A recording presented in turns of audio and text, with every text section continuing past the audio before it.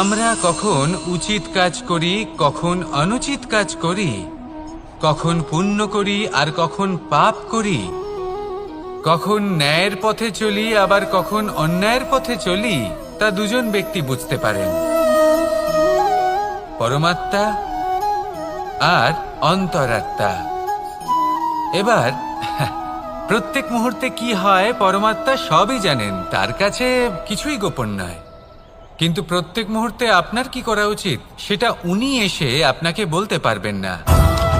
সেই জন্য আমাদের ভেতরে অন্তরাত্মা আছে, আমাদেরই চেতনার একটি অংশ।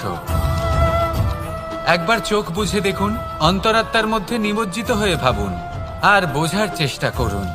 এই অন্তরাত্মা সবসময় আপনাকে শুভ কাজ করার জন্য প্রেরিত করেন আর অশুভ কাজ করা থেকে বিরত করেন। এই অন্তরাত্মার কথা মানতে থাকুন, পরমাত্মা সবসময় আপনার কাছেই পাবেন। আসুন আর আমার সাথে ভালোবেসে বলুন, রাধা রাধা। শত্রুতা।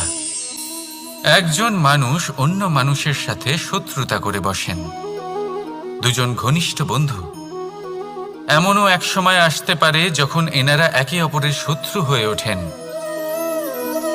এর অনেকগুলো কারণ হতে পারে, কিন্তু মূল কারণ হলো আলোচনা। আগে হ্যাঁ, আপনি যদি কারোর বিষয়ে আলোচনা করেন তাহলে সে আপনার শত্রু হয়ে যেতে পারে। এবার মনে একটা প্রশ্ন আসতে পারে যে এটা কিভাবে সম্ভব হতে পারে? আলোচনা এটা তো অত্যন্ত জরুরি। যদি আমি নিজের বন্ধুর খারাপ কাজের বিষয়ে আলোচনাই না করি তাহলে সে শুধরবে কি করে?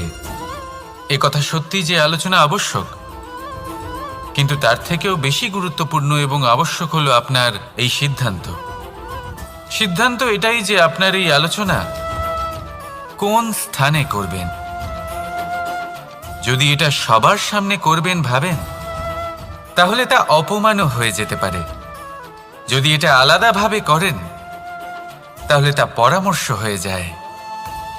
অপমান কেউ স্বীকার করতে পারেন না, কিন্তু পরামর্শ সকলের ভালো লাগে।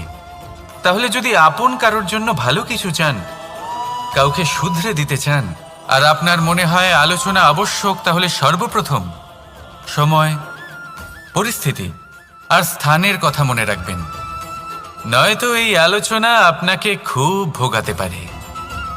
তাহলে আসুন আমার সাথে ভালোবেসে বলুন, রাধা রাধা। মানুষের জীবনে দুই ধরনের আবেগ থাকে যা চিরকাল তার সাথে বসবাস করে। প্রথম, স্বপ্ন।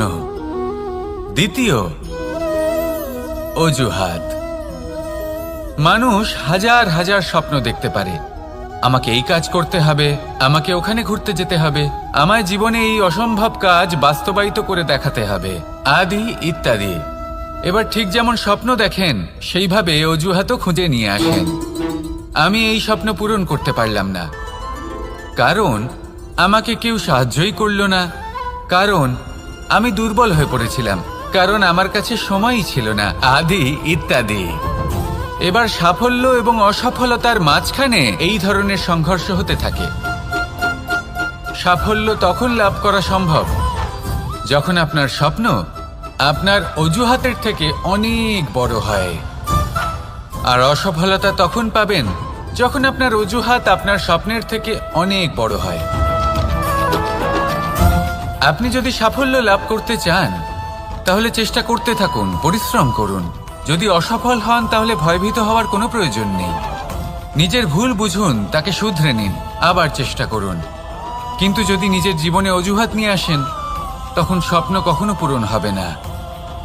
আসুন আমার সাথে ভালোবেসে বলুন, রাধা রাধা।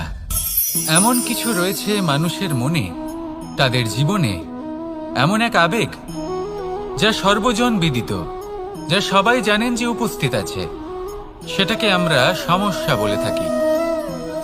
এমনিতে আমরা সকলেই জানি যে এমন কোনো গৃহ নেই যেখানে মৃত্যুর ছায়া পড়েনি, এমন কোনো বৃক্ষ নেই যার দ্বারা ওষুধ তৈরি সম্ভব নয়, এমন কোনো অন্ন নেই যা সময়ের সাথে বিষ বা অমৃতে পরিণত হতে পারে। এবার এই সমস্যাগুলি কোনো ব্যক্তির জন্য সমস্যা হতে পারে, কিন্তু নিজে থেকে এরা কোনো সমস্যাই নয়। এরা আসে আমাদের সাহায্য করতে, আমাদের কিছু শেখাতে। আপনি নিজেই দেখুন, পর্বতের শিখর থেকে কোনো এক পাখি পড়ে গিয়ে নিজের প্রাণ ত্যাগ করলো। সেটা কখন সম্ভব? যখন সেই পাখি ওড়ার চেষ্টাই করে না। তখন যখন কোনো ব্যক্তি জলে পড়ে যান এবং ডুবে গিয়ে নিজের প্রাণ হারান, এর সম্ভাবনা কখন বেশি থাকে? যখন সেই ব্যক্তি সাঁতার কাটার চেষ্টাই করেন না। তখন এই সমস্যা প্রত্যেকের জীবনে থাকবেই, কিন্তু এটা মনে রাখা প্রয়োজনীয় যে কোনো সমস্যা পরিস্থিতির কারণে সমস্যা হয়ে ওঠে না। এই পরিস্থিতি যখন আমাদের সামনে আসে, আমাদের তা কঠিন মনে হয়। আমরা নতমস্তক হয়ে পড়ি, ভয়ভীত হয়ে পড়ি, তার সম্মুখীন হতে পারি না। তখন তা সমস্যার রূপ নেয়। দৃঢ় হয়ে দাঁড়িয়ে থাকুন সাহসের সাথে, এই পরিস্থিতিগুলির সম্মুখীন হন। দেখবেন সমস্যা কখন সাফল্যে পরিণত হবে আপনি জানতেই পারবেন না। আসুন আমার সাথে ভালোবেসে বলুন, রাধা রাধা। সময় যা সবকিছুকে সমান করে দিতে পারে, যা সব থেকে বেশি শক্তিশালী, সব থেকে বড় সম্পত্তি, সব থেকে বড় শিক্ষক এবং সব থেকে বড় সুযোগ। এই সময় যখন ভালো যায় তখন তা আপনাকে আমিত্বে মত্ত করে তোলে, অহংকারে নিমজ্জিত করে দেয়। আর যখন খারাপ হয় তখন দুঃখের সাগরে নিজের প্রতি ঘৃণাবোধে নিমজ্জিত করে। তাই এই সময়ে যা এত শক্তিশালী এক সম্পত্তি, এত মহান একটি ধন, তাকে এমনি এমনি নষ্ট হতে দেবেন না। এই সময়ের সাথে কি করবেন, কিভাবে করবেন তা ভাবতে গিয়ে এবং করতে গিয়ে সময় নষ্ট করবেন না। যদি আপনি এই সময় নষ্ট করেন, তাহলে সময়ও নিশ্চিত করবে যে আপনার সাথে কি করা উচিত। তাই সময়ের সদ্ব্যবহার করুন আর আমার সাথে ভালোবেসে বলুন, রাধা রাধা। আমরা সকলে শক্তি অনুভব করতে চাই। এবার যদি আপনাকে জিজ্ঞেস করা হয় যে সবথেকে বেশি শক্তির অনুভব কোথা থেকে করা সম্ভব, তখন কেউ কেউ বলবেন পুষ্টিকর আহার গ্রহণ করলে, ব্যায়াম করলে, কেউ বলবেন ধন লাভ করলে, বন্ধুদের থেকে, পরিবারের থেকে, আদি ইত্যাদি। এইভাবে আপনি শক্তির অনুভব অবশ্যই করতে পারেন, কিন্তু সবথেকে বেশি শক্তির অনুভব যদি আপনি করতে চান, তাহলে তা পাবেন শুধু একতার দ্বারা, সংগঠনের দ্বারা। যদি আপনাকে উদাহরণ দিই, নিজের এই হাতটাকে দেখুন, 5টা আঙুল রয়েছে। কোনো একটা বস্তুকে নিজের একটা আঙুল দ্বারা তুলে ধরার চেষ্টা করে দেখুন, বড়ই কষ্ট হবে। তখন আপনি বুঝতে পারবেন যখন এই 5টি আঙুল একত্রিত হয় তখন কোনো কাজ কতটা সহজ হতে পারে। এটাই হলো শক্তি, একতার। সব থেকে ভালো উদাহরণ যদি আপনাকে দিই, তাহলে বাঁশি। এই বাঁশি থেকে অত্যন্ত মধুর সুর নির্গত হয় যা সবার মন প্রসন্ন করে দেয়। এই কথা সত্যি, কিন্তু এই বাঁশি আমি একটা বা দুটো আঙুল দিয়ে বাজাতে পারবো না। আমাকে প্রত্যেকটা আঙুল ব্যবহার করতেই হবে, তবেই এর থেকে মধুর সুর নির্গত হবে যা সকলকে প্রসন্ন করবে, ঠিক কিনা?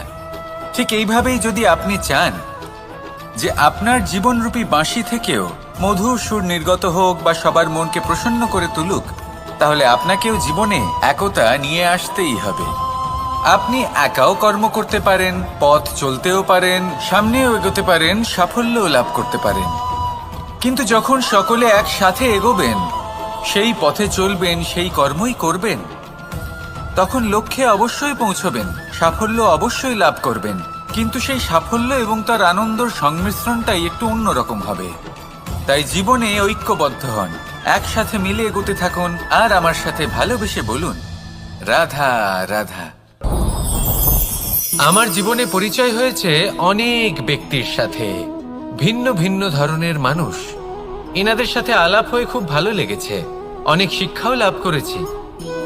আমি তাদের সাথেও আলাপ করেছি যারা অনেক উচ্চ স্তরে পৌঁছে গেছেন, আবার তাদের সাথেও যারা নিজেদের জীবনে বিশেষ কিছু করতে পারেননি। তাদের সাথেও পরিচয় হয়েছে যারা সফল, আবার তাদের সাথেও যারা অসফল। এবার এই সবই একই রকম মনে হয়। এদের মধ্যে পার্থক্য শুধুই মানসিকতার। যখনই কোনো অসফল ব্যক্তির সাথে পরিচয় হয়েছে, তখনই দেখেছি তাদের কাছে সবসময় একটা অজুহাত রয়েছে যে কেন তারা সফল হতে পারেননি। কখনো তারা দোষ দিয়ে থাকেন তাদের ভাগ্যকে, তাদের পরিস্থিতিকে, দোষারোপ করতে থাকেন তাদের মাতা পিতাকে, আত্মীয়দের, বন্ধু বান্ধবদের। কোনো না কোনো অজুহাত সবসময় এদের কাছে থাকে যে কেন তারা সফল হতে পারেননি। সেখানেই যখন সফল ব্যক্তির সাথে পরিচয় হয়, তাদের কাছে সবসময় একটা কারণ থাকে যে কিভাবে এই সমস্যাগুলির ঊর্ধ্বে উঠে সাফল্য লাভ করা যায়। আর সেই কারণ হলো যে যাই হয়ে যাক না কেন, সাফল্য লাভ করতেই হবে। যতই সংঘর্ষ করতে হোক না কেন, যতই সমস্যা আসুক না কেন, সফল আমাদের হতেই হবে। এটাই পার্থক্য মানসিকতার। সত্যি কথা বলতে আপনার আজকের এই মানসিকতা হলো আপনার আগামী ভবিষ্যতের ইমারতের ভিত।